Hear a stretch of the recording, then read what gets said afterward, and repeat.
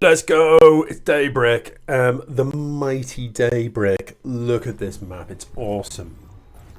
I don't know. It's a long time out of rotation, Daybreak, but I remember having some of the most epic battles on this map. I think it's because it lends itself to being cut in half. So you just on this map you get up. You get up to 3 bases pretty quickly. There's just an absolute war zone in the center of this map. It is carnage. You've got these impossible to hold bases near the middle. And it tends to be that because you can hold your men and your expos up to a third pretty well, so both players tend to get a really strong backbone, and then you've just got this epic battleground in the middle where it can go back and forth and back and forth. So I remember when this was on ladder just having some really, really epic slog fests on this map, with pretty much every matchup, arguably less so as Protoss. I think that's more to do with at that time Protoss was an airfest. Anyway, let's see what's going to happen here. GreyRavon opening very, very standard. So it's hatch. I'm expecting gas pull. Here comes the worker for the gas. And there it goes. Where's this guy going? Yeah. Down to 4. This isn't. These timings seem a little funny to me. Now we're back at 6. Was a worker just misrallied, or did I? I'm not really sure.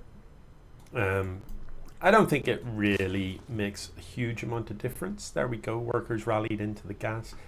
That just seemed funny the way that dropped to 14. Anyway. It's a pretty normal build, I think is the point.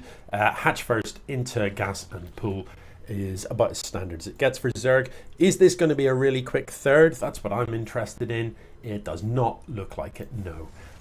On this map, personally, I would just, that worker, I'd have rallied to down here and I'd have dropped the really fast third, and just got my economy absolutely rinsing.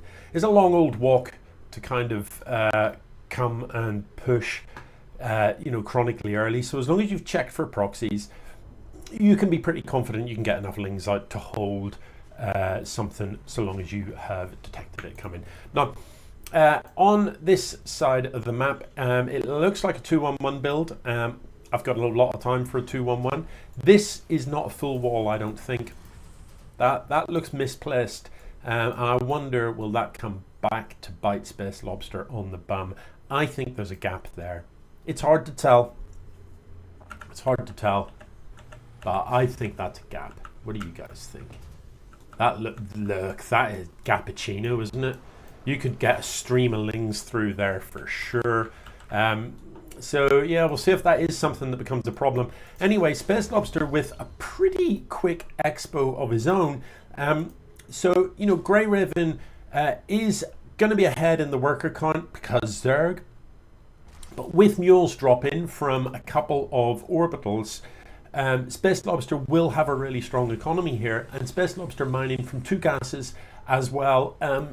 So yeah, GreyRavon really needs to get that third done pretty sharpish. She's going for a Benling nest. I like it. I feel like I don't see enough Benlings from GreyRavon.